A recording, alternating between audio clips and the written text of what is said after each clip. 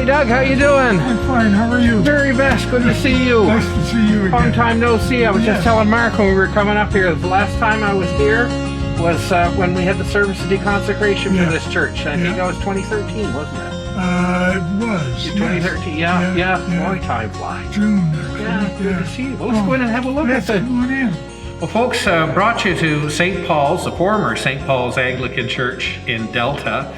That has quite a story to it, and I'm very pleased that my good friend Doug Cowley is here with us today to tell us a little bit about the exciting new initiative that's happening with St. Paul's, a church that last time I was in this church, I was saying at the door, was when I deconsecrated it in 2013. But now there's exciting new life coming in here, and Doug and I are going to take a little bit of time just to chat and share that vision and that excitement with you. So good to see you, Doug. Nice to see you, Bishop. Welcome to St. Paul's. Thank you so much. The village was founded by Elder Abel Stevens, United Empire Loyalist, and he built this church, started building it, and then ran out of money, and the Anglicans came along, a missionary out of the Diocese of Quebec at the time, and finished the church.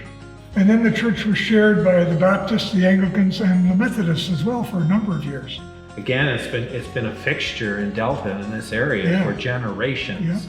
And so, always the hard decision to take around, the congregation and continuing on. But the beauty is that this has new life now. Can you say a little bit about kind of what's the dream? What's the vision behind what's going to happen here at the old St. Paul's? So now that when we deconsecrated and closed it, nothing much was done or happening for a while. And then I was also part of the community planning committee in the village. And after one of those meetings, one of the members of the committee asked and said, what's happening with the church? What's the plan? So that ended up with me chatting with Alex, and we got a group of community people together. Alex came up, we had lunch one day and talked through and said, here's the vision. We think that there's a need in this community that's going unfulfilled. There are people that don't have places to go, that go hungry. And we think we can fulfill that need and build a stronger community in the process. So that was essentially the vision. Our mission, I guess, or statement is helping to build a better community for all. As we move through time, and we've got the food banking coming in now. We've got a youth theater group that wants to be part of this as well. And as we go through time, we're trying to create it so that the primary program space will be the hall. The church is available for concerts and weddings and so on, and that will be more of a fundraiser.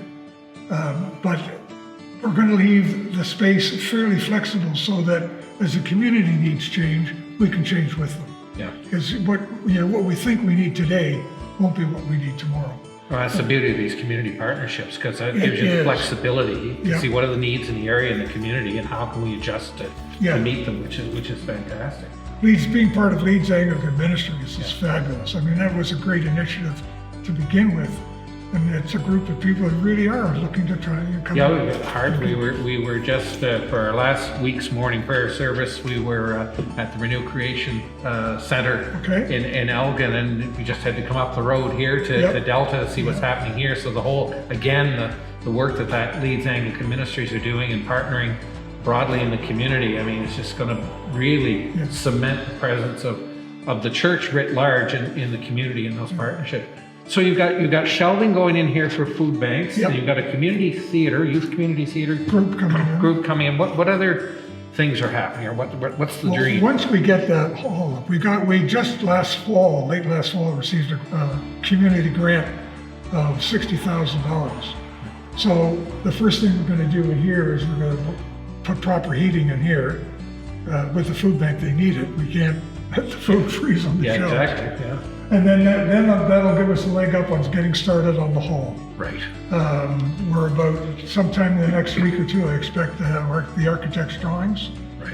And then we're off and running. Very good. So, but then we will go, as the money becomes available, we'll try and manage it so that we can break off a piece at a time and keep going. And well, blessings, Doug, to you and all the folks working on this as you carry through. And I'm glad you took a little bit of time with the folks who tune into our morning prayer service to share this vision. Happy to do it. Thank you so much, Doug. And so thank you for all your support.